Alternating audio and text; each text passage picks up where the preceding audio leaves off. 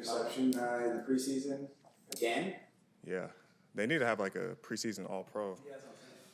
I might be the number one safety on there, but nah, I was, just out there. Wanted to make some plays. Wanted to earn my stay, stuff like that. And then on top of that, just being at the Hall of Fame in Canton, just walking through and seeing all the legends was kind of motivating. Just knowing all the good guys, that's great players that's been throughout this league. Kind of just want to. That was my first time playing in the game. I've been there a couple times, but I got to finally play in it, and it just was a different feel. I just was pretty motivated after seeing all the greats, all my former favorite players that I played before. So it was a good experience. It was fun. Got to rock out with some of the young guys, and yeah, it's fun. And we had a dominant win, so it's good. Who jumped out to you among all the young guys that got smashed? It's a long list. I liked pretty much everybody on defense and on offense. I was watching closely, went back and watched too. But yeah, I thought everybody was flying around. We looked prepared, looked conditioned.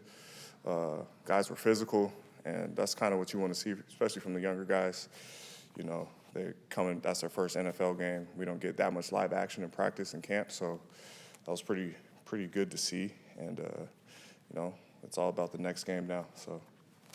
Do you think the extra week and the extra preseason game will help in the long run, or even the short term? Yeah, I think anytime we can put out more film, especially for the younger guys and people in the bubble.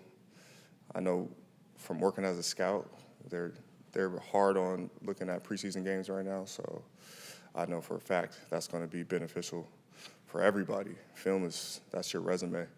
So I think it's good. I think it's good for the team in general, just getting real live gameplay out there. And, like I said, we don't get that many live reps in practice, so being able to hit somebody else and seeing different schemes and going against different speed is always good and helpful. So you guys have been around a while. What's this team feel like compared to the others you've been on and even last year? I think every team's different. I think this year guys are a lot of guys we have back from last year, and they're motivated from how the season ended, and we know we're going to get here. It's not like new. We're accustomed to the system. We're accustomed to how we do things, how we roll.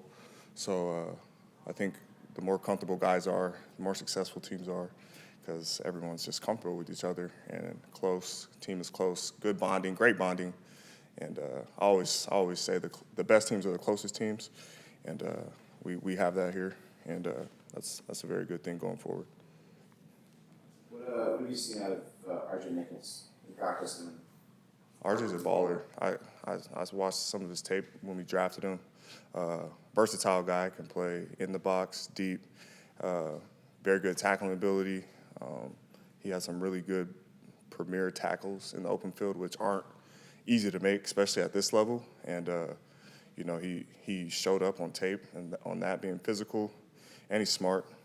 He's got the bloodline. His dad was in the league, so he was raised right in that regard. So RJ's a baller and one of those guys that you can really plug in anywhere.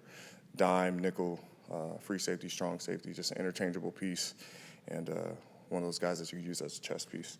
So, and he has the right mindset, right attitude. You don't really have to get on him much about anything. He's already on it. So, very, very good player. The safety group is one of the groups that's basically almost the same. There's like young guys and stuff like Yeah. that, but just with Elijah kind of getting back in the zone a little more, just how much more comfortable does it feel just having a year, basically almost. Yeah, excuse me and Elijah were talking about it earlier. Just like things are just much more calmer. Like the communication is everything in the back end, and the more we can communicate, the easier the flow of the game's going to be for the back end and the secondary. And Elijah's just a great elite communicator. So in meetings, I sit next to him, and I always bounce stuff off him. He bounces stuff off me, and it's just good. I think the secondary is really close. We all talk a lot. in the locker room will somehow just be surrounded by each other in the locker room. Like everybody comes together, which is cool. So yeah, I think just having a year under the belt with everybody, like you said, a lot of the guys are back. That helps big time. In that same sort of vein, it feels like Derwin's role is more defined now than it was at this time last year. You started playing a bunch of nickel down the stretch. How helpful is it now, like this time around, being in camp and Derwin kind of knowing, like, okay, this is what I'm going to be majoring in for the most part? Yeah, I think Derwin, again, he's one of those chess piece guys that can play everything. And, yeah, most of the time he's been in that nickel spot, but he's also gotten some reps at safety, too, to stay fresh there, too, because sometimes we have a good amount of nickels that could play nickel as well, and we're going to need him back there at safety, and he has the ability to do all that. So Derwin's just a different player. He's on a different spectrum in that regard. So he's generational talent, and having him, I know for any defensive coordinator, especially Jesse, they love having that type of piece on the defense. How does it change how the defense plays, like having a guy that's that physical, that much more free playing at nickel? Yeah, I mean, he could literally destroy a play just off a blitz. And, if it's a pass play and Derwin's rushing from that side, quarterback's probably going to have to go the other way. So now that part of the field is cut off because quarterback's not trying to get killed by Derwin. So it's huge. And having those type of guys who are just physically dominant and then can cover as well when you need them to. And the slot, it's not often you get to get safeties like that who can cover receivers in the slot, tight ends, and blitz, stop the run.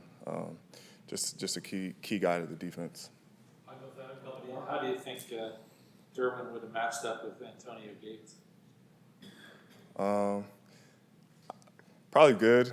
I had my rounds with Antonio Gates. We hated each other when we played. When I was in Baltimore, we had a lot of.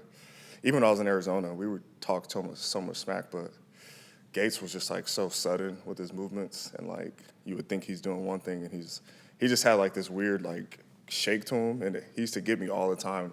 And I remember being younger, my DB coach would be like, "You letting that old man run around?" I'm like, "Coach, this dude is a Hall of Famer, bro." But he is I think Derwin can match up with anybody, to answer your question. But I had to give Antonio Gates his respect too. Shout out to you, congrats, bro, and looking forward to what you do in the future. Any special encouragement to Nikko when he made the pick? What's that? It's a preseason game, but when a guy makes his first big play. Oh, shoot, man. I was so happy for Nikko. He's been flashing ever since he got here. And then when you get to do it in the game, that's bringing it from practice to the game is huge. And it builds up your confidence a lot, honestly.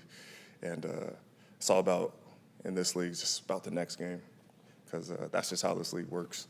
You get your praise for that game, and then you got that 24-hour rule, sometimes 48 hours, but it's on to the next one. And I'm happy for Nikko. Nikko, undrafted guy. I was undrafted. I know how it is.